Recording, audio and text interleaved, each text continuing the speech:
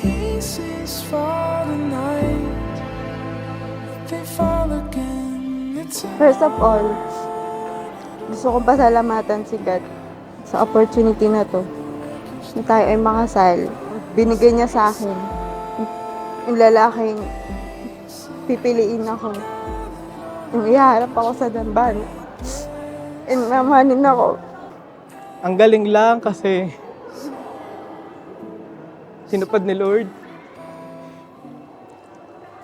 yung hiling mo na mapangasawa ko. There's something about you. Pull me closer now. Where you hold it all together, seamless and bound. Running to arms we found.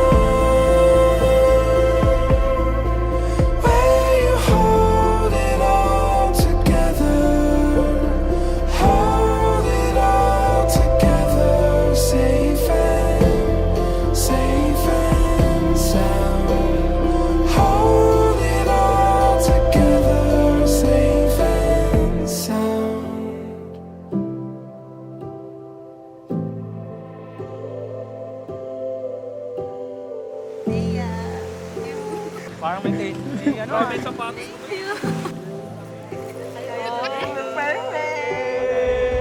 I'm sorry sa mga maling nagawa ko in 12 years. Hindi ako ma-effort, matigas ulo ko, sa mga sablay ko.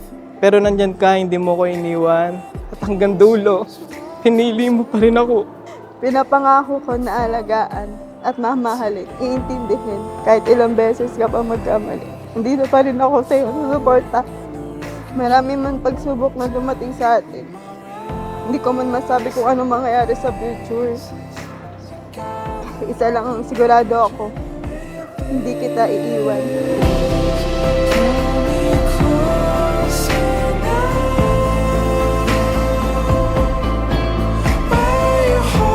Ngayon, Han, bilang asawa mo, lahat gagawin ko para sa'yo at sa magiging pamilya natin. Maging malungkot na ako, basta masaya ka lang. Mawalan na ako, magkaroon ka lang. Kahit madalas na ang away natin, whatever it takes, ikaw at ikaw pa rin ang pipiliin ko.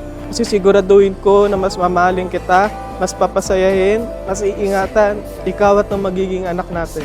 Ikaw ang kasama ko mula simula.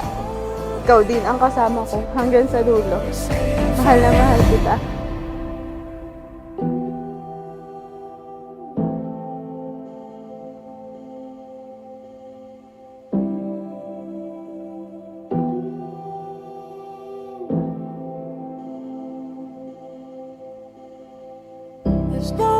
Kaya nga ba sinasabi sa ating mabuting balita, hindi na kayo dalawa, kundi isa. Di ba?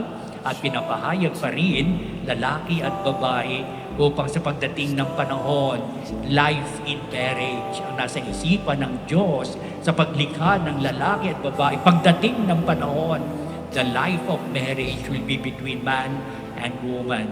Sa simula pa, kaya yan na ang sasabi ng ating Panginoong sa mabuting balita, yan na naayon sa kasulatan.